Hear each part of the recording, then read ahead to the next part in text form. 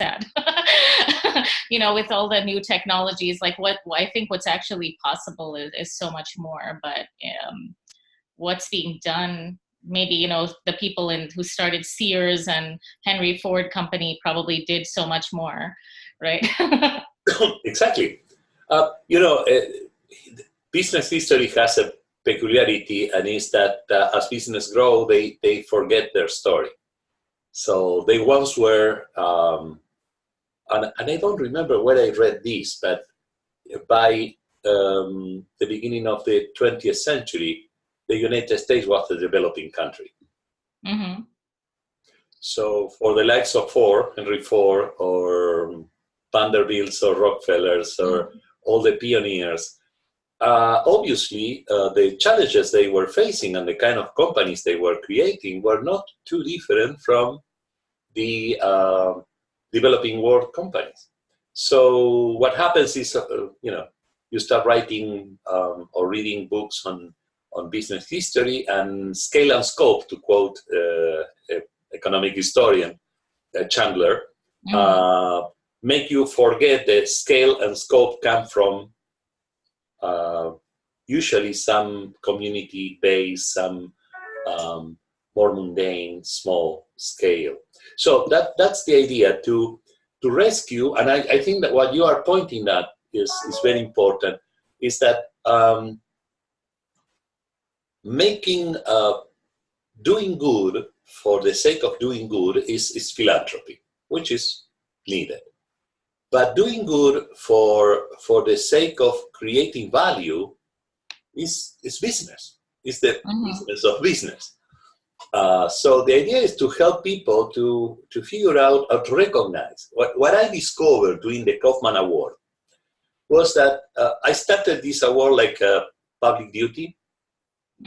ISPI asked me to take care of that, and it was, a traditional award for people within a field. But then I started to think in the other way, because I started to look at the examples I could propose, and I noticed that they were people or organizations that were working in fields, very different fields, producing social impact. And out of social impact, generating, Rwanda, for example, is the most prosperous, success case as a country. And it's not separated from the way they solved the civil war. Yeah. Actually, I would probably contend that they couldn't have sorted out the civil war without a vibrant entrepreneurial approach to economics. Yeah. And actually here, at the University of San Diego, which is, a well-off Catholic university, they're one of the few that actually has an Institute of Peace Studies that is very closely tied with the business school, because they said these are not really separate issues. It's exactly a very interesting approach. They've kind of integrated these two fields very deliberately, and said, you can't have really one without the other. If people don't have the dignity of livelihood and all, that's actually the root of a lot of the social disorders. So, these must be addressed at the same time. So it's kind of an interesting, I think people know this in some sense, but knowing how to tie it together is not obvious. And yes. there's not one solution either. I guess those things have a lot of local nuance. But yes, and you pointed out another key thing, that is, I was in Oxford last month, and I went with my topics, and I ended up going to two different schools. The business schools is in one part of Oxford, the Said Business School, and then I went to the government school.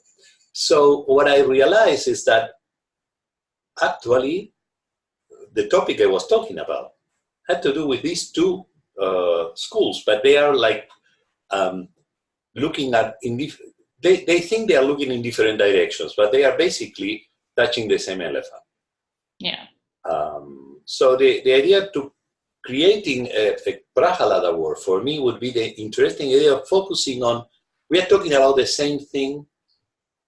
So if you have the trunk and I have the tail, it's just a signal that we have something bigger in our picture, and we should help people, and with small examples of innovations that they want, like the ones you are bringing to these conversations, I think that would be a great idea to make people notice that this is not a far-fetched, one-of-a-kind event. This is the normal, actually. People creating these new businesses are basically operating both in the social and the business or economic realm. It's so interesting, Mariano, though, is that a lot of the inequality that's been created in the last 20 years is actually from the actions directly of the private sector. So, to say that the private sector is the singular answer to these issues, now it's a very interesting conundrum, because actually I just read, really interesting work. I haven't finished the book. So Elizabeth Warren's daughter has written a book called The Two-Income Trap. Oh, and yes. So, it's quite interesting how just that one public good of public education and, decreasing investment in that has such far-reaching consequences. And I mean, I could recognize it immediately because I said, we paid through the nose to live where we live in San Diego for the sake of having good public schools. And, sure, we grumbled, but we could do it. But how many other people? But the consequence of that is I went to school with a much more diverse group of people than my son is going to school with.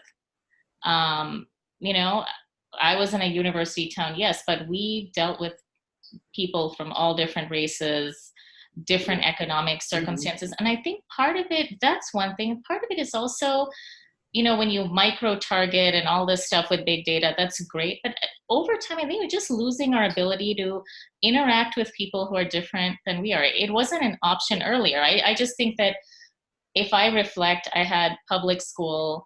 When the school library wasn't big enough, everybody went to the public library, the public park, public swimming pool, all that. And, really, so you see a wide swath of your community all the time. And that's just not the case anymore.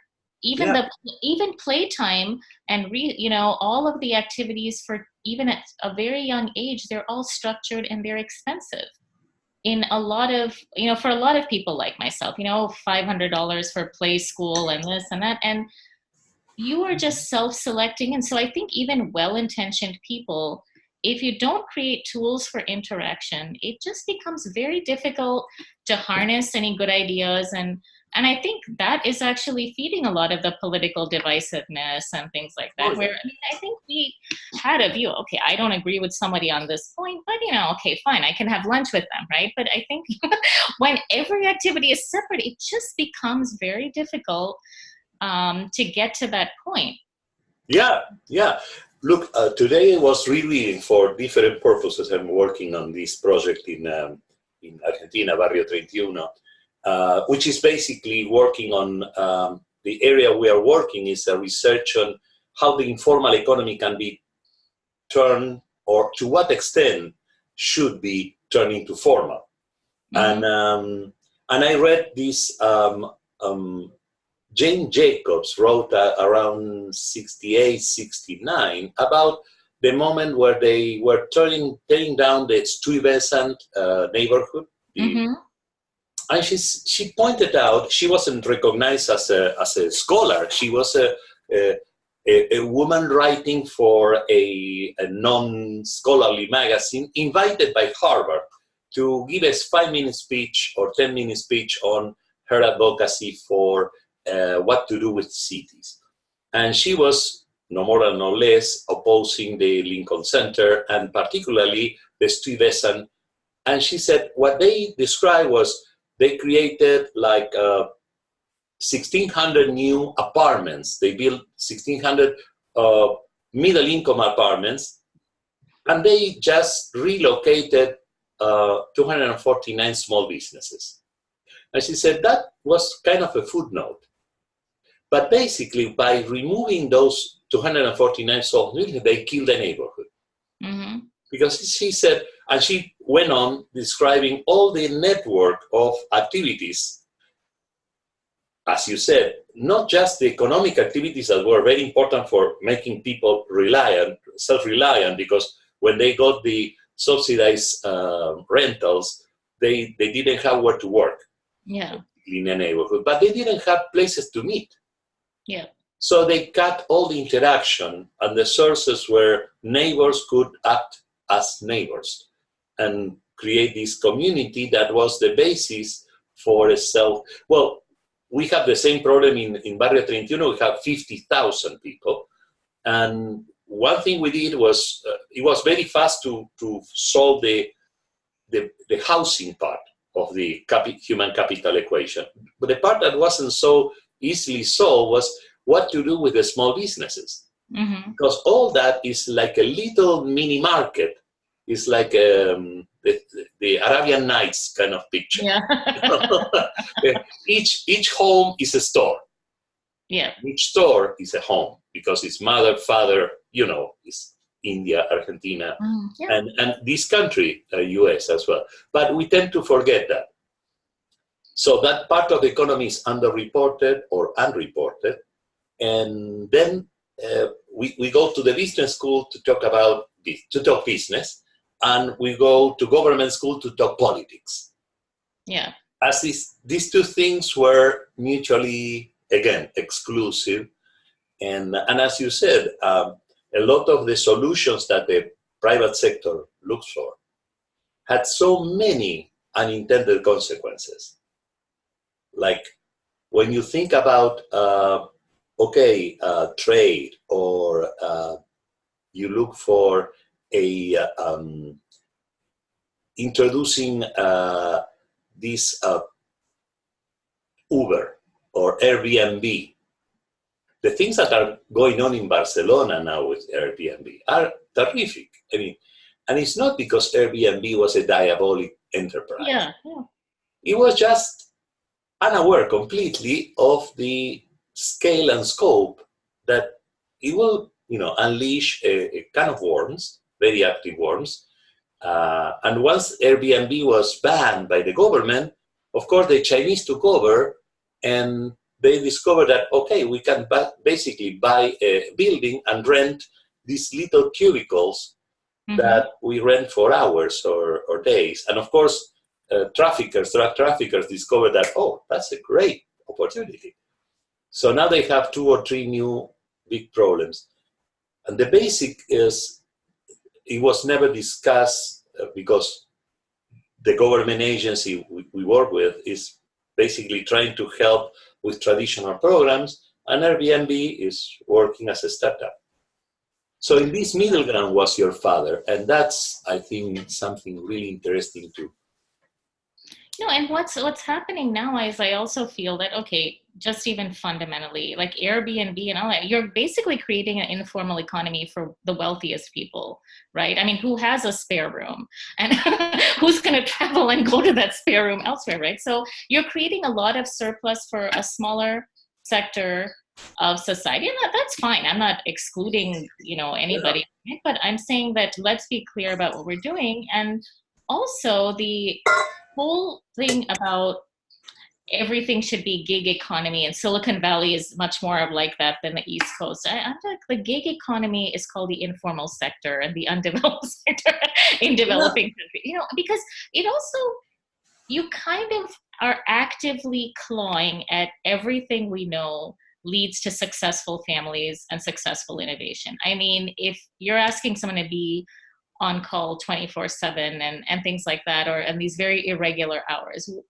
And then you read Malcolm Gladwell on the other hand, oh, you need routine, you need 10,000 hours to be good at anything, right? So you actively tear apart at how do you get 10,000 hours doing anything if I don't have stability?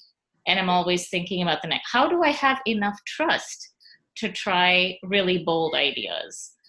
So I think some of these decisions, maybe unintentionally, are just forcing individuals and business to make a lot of suboptimal decisions. Yes. And I think you're just feeling the brunt of that now. In fact, I was just speaking to the public TV station, because they're like, okay, now we have to compete with all these other media companies. And all I said, don't throw everything away. I like this is actually the community is the basis for future wealth creation. And if you take that apart, and like even if there was another media agency, nobody else is touching somebody from before you can talk till you retire. There's no other media outlet that is doing that other than the public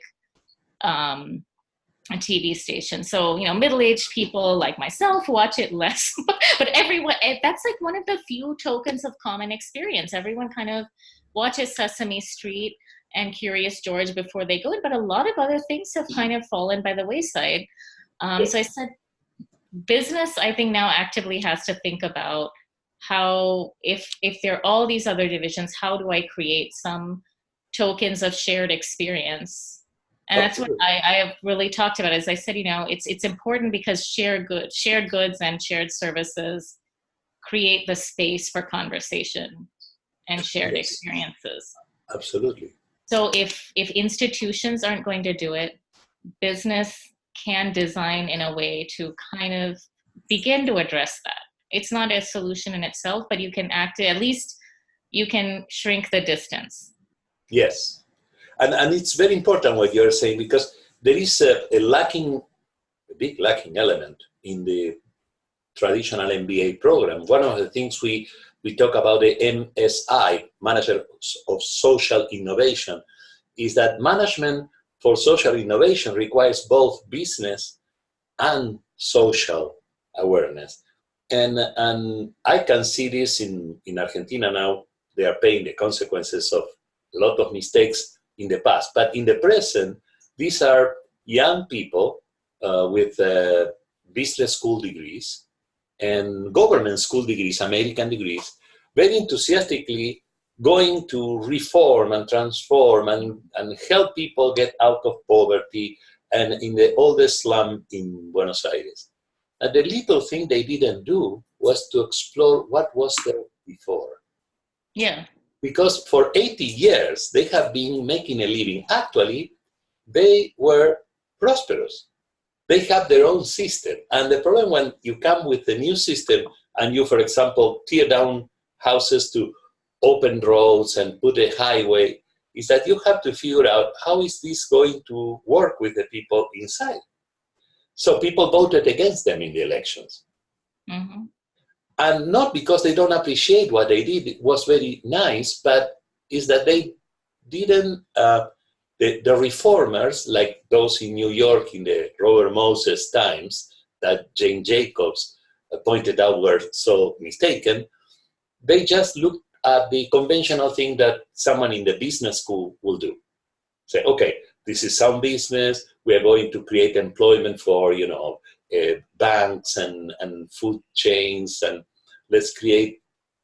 But what about the business generated already in the neighborhood? How do you do with, is convenient for the economy of these people to go into the formal sector? Are they going to be killed by taxes?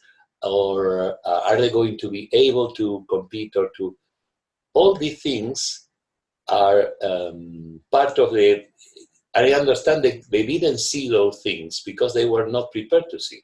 I'm writing this article called Out of Mind, Out of Sight, not the other way around. Yeah, absolutely. And that is the fundamental problem, because you can't find answers to questions you're not asking. I mean, if you're always beginning with something needs to be changed before it's even understood, this is the huge issue that I see. And actually, I think in India, I've at least heard of a few encouraging, I mean, this is so commonplace everywhere, but I was really encouraged to hear there was one, Habitat for Humanity. They actually said we're going to build some low-cost housing.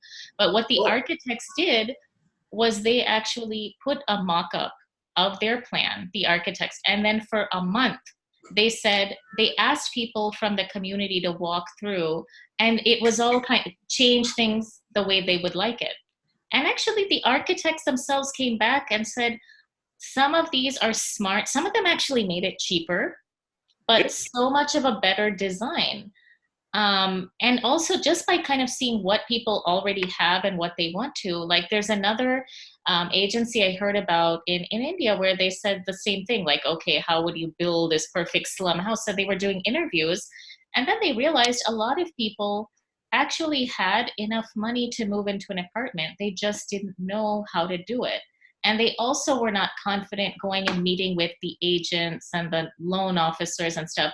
So what they created, instead of trying to tear down everything, is they created like a paid concierge service where poor families said, I will be with you. I will walk in with you to go tour the houses that you, and some of them were eligible for some government subsidies and they didn't even realize it.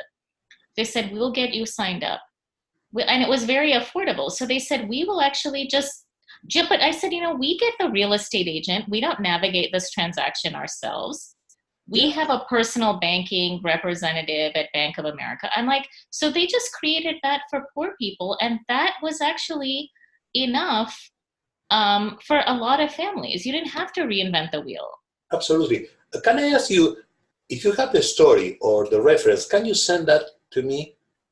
It's very important because actually it's not very pleasant to me to remember this, because I tried to convince people in Panama, in Colón, to do a mock-up of the housing and make people go into an open house to see the models. Mm-hmm. But my purpose wasn't to sell what the architects had done, but to sell the architects what people wanted to do with the house. Of course, architects took it the way conventional developers do. I show you a mock-up of all the things I thought you would like. And you can choose any color of car to the extent it's black. Yeah. Instead of going the other way and using a more open design, as you described, that was my expectation. So people walking inside would tell them things like we heard in Barrio 31. We created these beautiful 1,200 square feet apartments. I mean, for them, there was incredibly luxurious. It was luxurious even for people living in the surroundings. But one detail, one of them comes to me and said, look, Mariano, I cannot live here. Why? Well, the door is too small.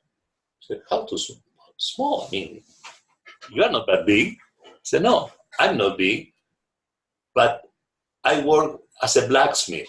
Oh. And I have my workshop, and I cannot put any of the fences or the things I do in iron into the backyard. So this building forces me to rent in other place, because among the very poor there is also rent. Mm-hmm. Oh, Airbnb definitely. was invented among them. And it's collected daily, yeah. Exactly. You are always on top of. The landlord has control of the stairs, so that's the way he can basically make you pay. Well, basically, we built we had to reform the entry so they could move in. And they were basically scratching their heads, but they could have asked this in the first place, that it's not part of the way they are trained as architects or engineers or developers, thinking, okay, this community is different from others. Why don't we start by getting more input about what they do with the house? You can't have a conversation with anyone. That's why I always say, like, when you're getting an Ivy League MBA into an interview, you ask them, what are you passionate about? What have you done? What do you want to do? You don't ask them, can you weave a carpet? Can you plant a crop? Can you build a house? You don't ask, can you do construction? And yes, that's kind of the process that we adopt with the poor. I never really assess, what do you actually do? What do you want?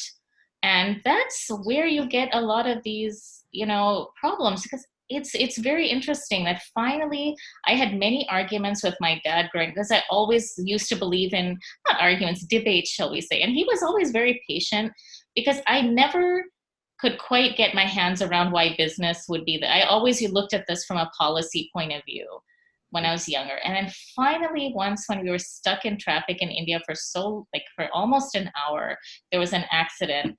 Mm-hmm. And everybody passing by was a couple of people would tap on the glass, ask for money directly, or everybody else was trying to sell you something. So then it dawned on me. I said, okay, There are times that people need direct help, but everybody else is already doing something to improve their circumstances.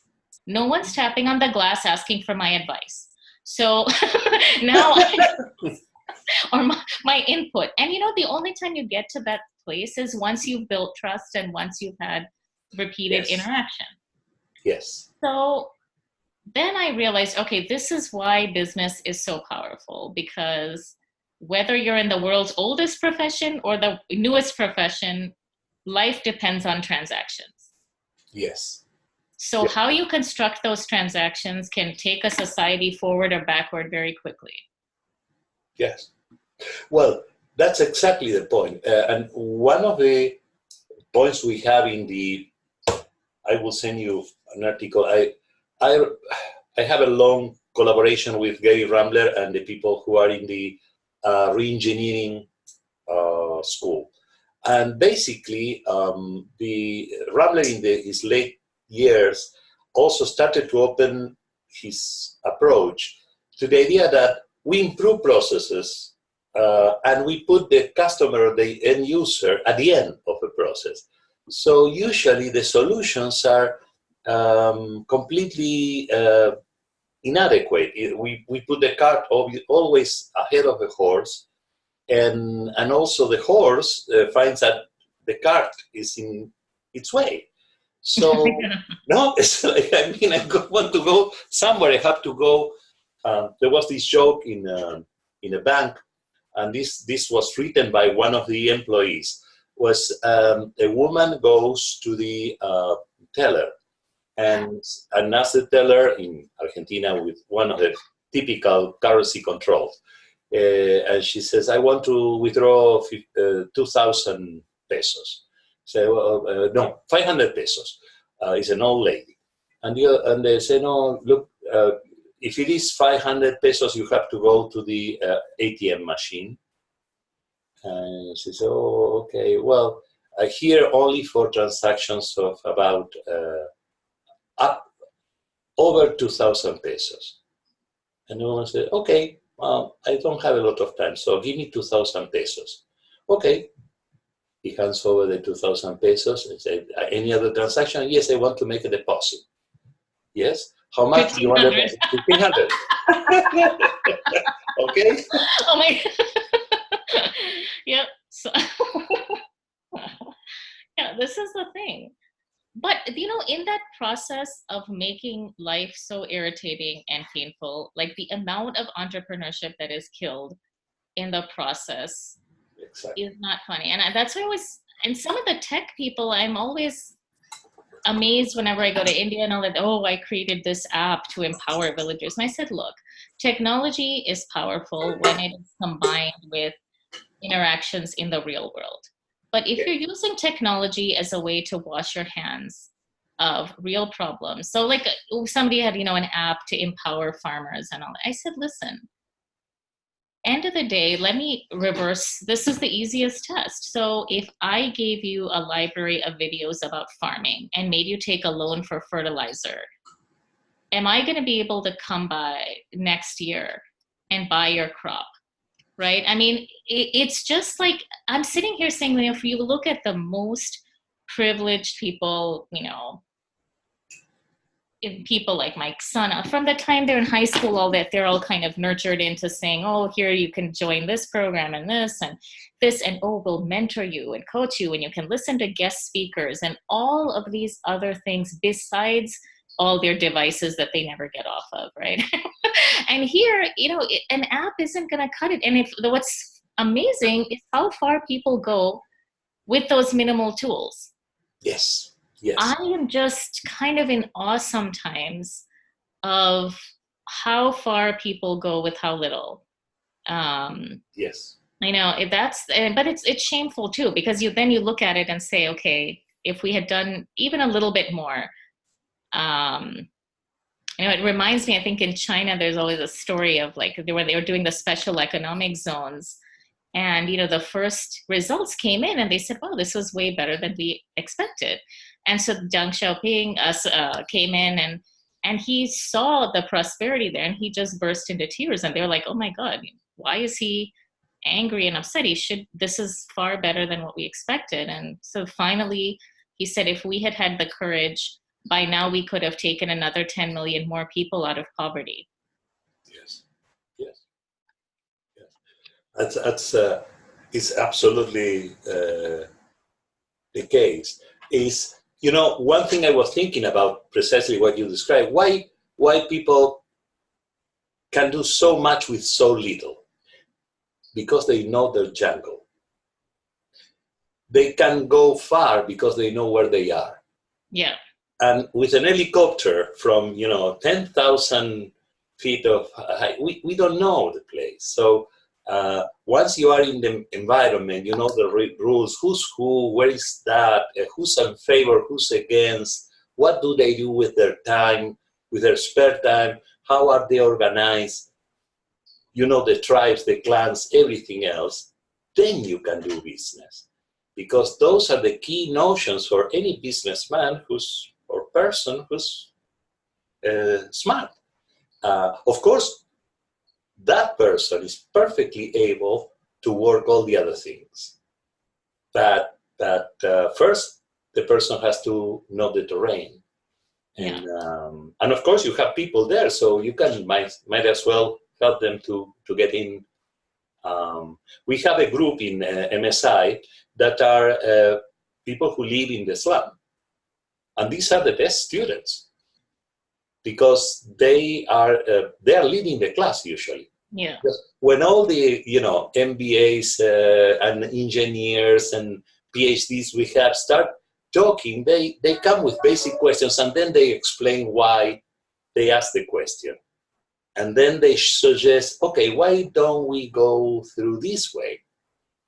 Or let me ask, and they come back with a solution because they can talk with someone who will not talk with us because he's a thief, okay, or he's a smuggler, so he's afraid of government. But he knows the other guys, so he will say, oh yeah, of course, and we can do it that way. So yeah, if you are the one, it's okay. But those guys who are there, I don't know them. I don't want to risk it. So that kind of stuff is powerful in the right hands. Yeah. So, but again, if you think about it, and if you want to ask the family, I think it would be a great idea. Yeah, definitely. I'll discuss it with them, and I'll let you know. I can't just. We agreed to a process, and we said we'll all three sit down, but we'll get back to you soon. Oh, okay. Well, that's.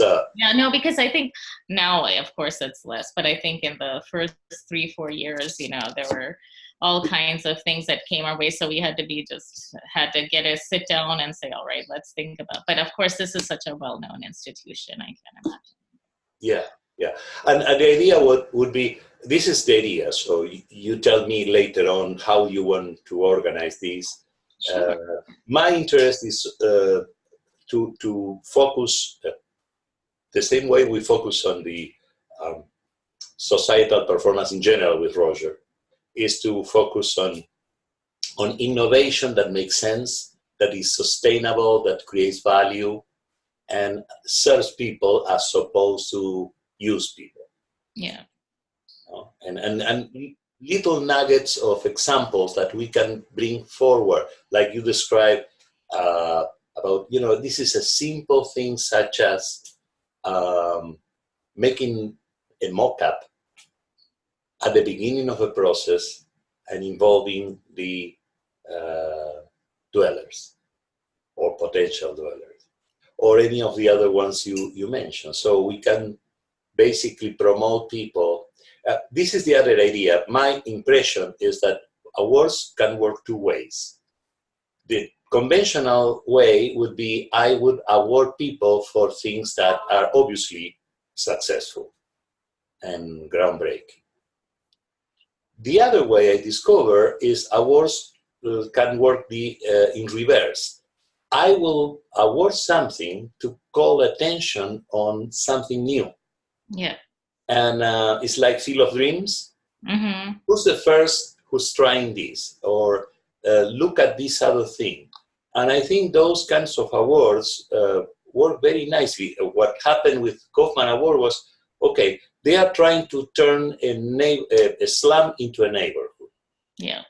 Okay, they still cannot tell that they won. Probably they lost, but they learned a lot. So what we are going to do is to give them a lectern, a spotlight, so they can present what they did. And other people immediately respond saying, I want to know more about that, because we are trying to do the same. So that would be also the idea. It's like something that agree. Inspires. Yeah, because these problems have been there since the beginning of human history. So yeah. For example, I learned about the Dabawalas, I think through one of your father's books or some.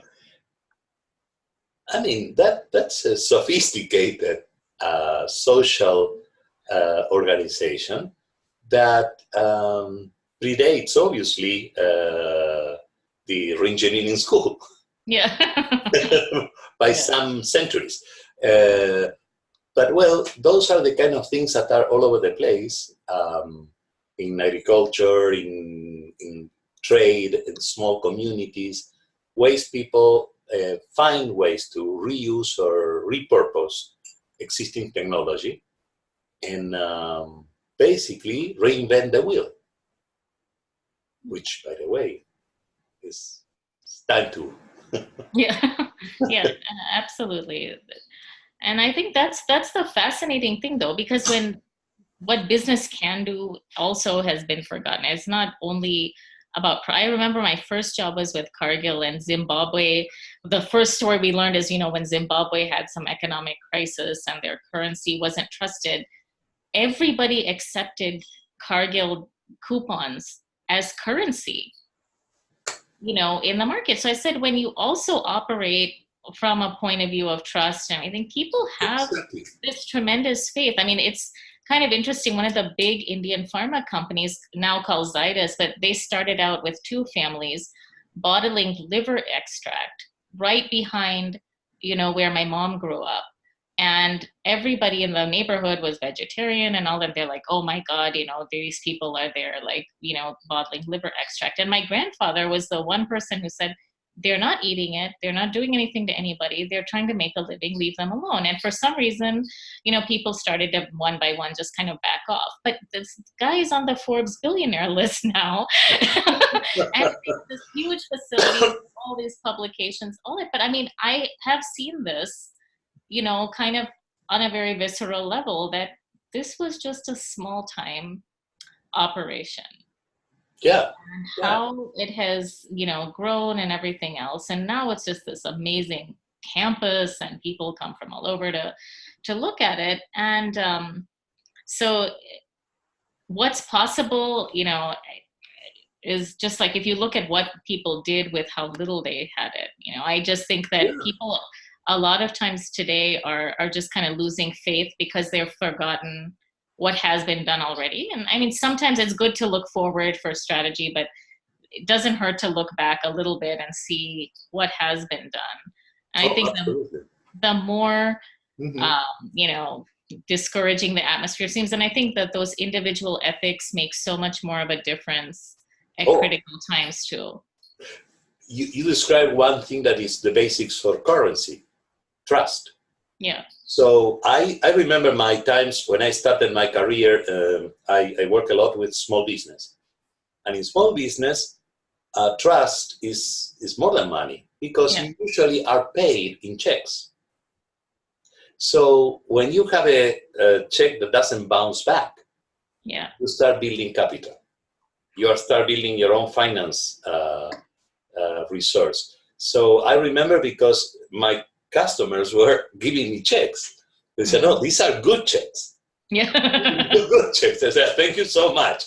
So you can change all these into money. But other checks we have to transfer the check. Like, okay, hopefully nobody will try to cash this out. So, and that makes, so you can get a loan basically by subscribing a check that has no funding, but people knows you. So, and those are basic things that can be turned into a sort of business services, commodity finance.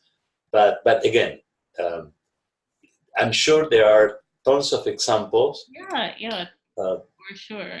hmm? And but even here though, this is what's interesting, Mariano, is that people are discovering these little things here, like that store GameStop. Okay, people Yeah, were using GameStop as a bank during the financial crisis, and they realized it later because they had this interesting program where, like, for upcoming games, you could start doing a layaway program and start putting away money toward a game. So people who didn't have formal banking relationships, they would choose some really expensive game and say, oh, I want to deposit this amount of cash toward that game or whatever. And then you could change your mind with no penalty.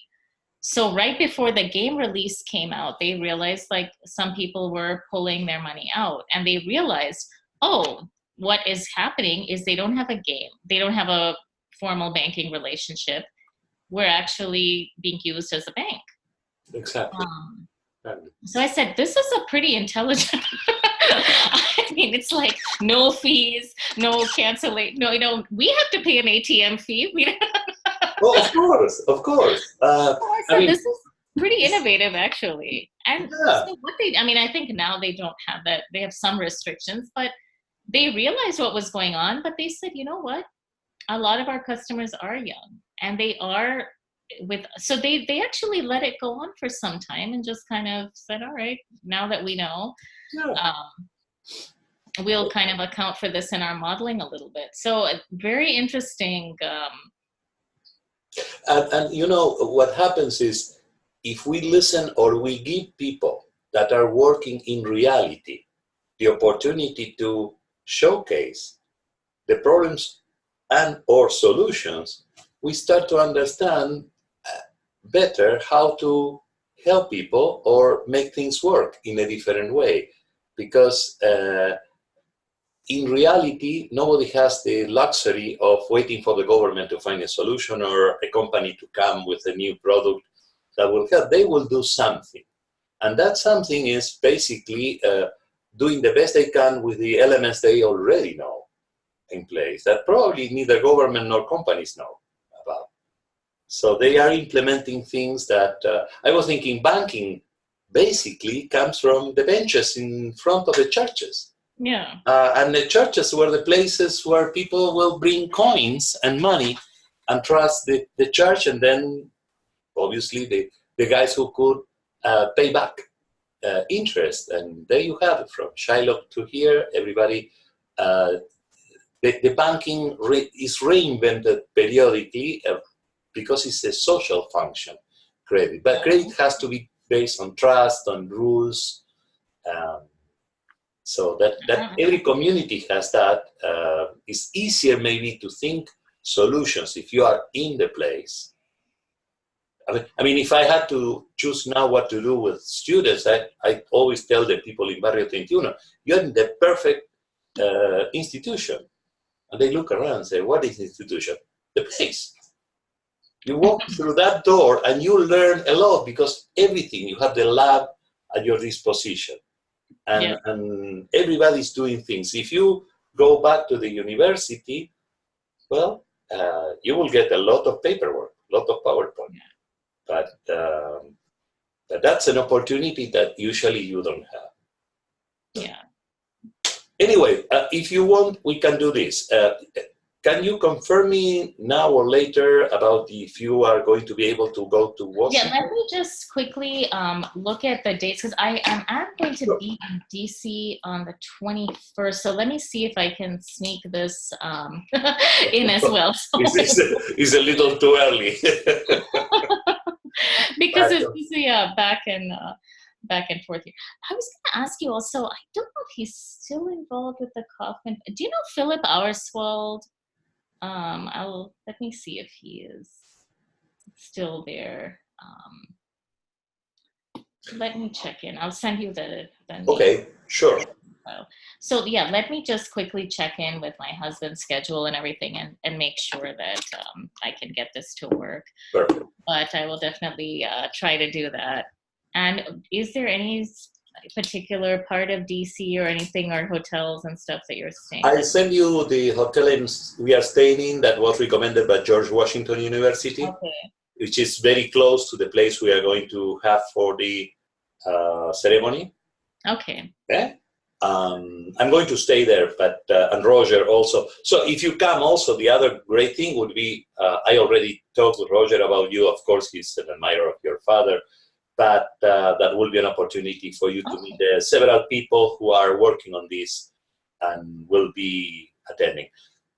However, with regard to the other thing, as soon as you have the family conference, Yeah, yeah. you can tell me what idea, because I'm planning now, October is planning season for 2020. Okay. So we are working on the Kaufman Awards, and I would like you to start thinking about candidates. So if you go to the website, you will see the categories. Okay. But also thinking in terms of the Prahalad Award, I would like to be able to announce. Okay.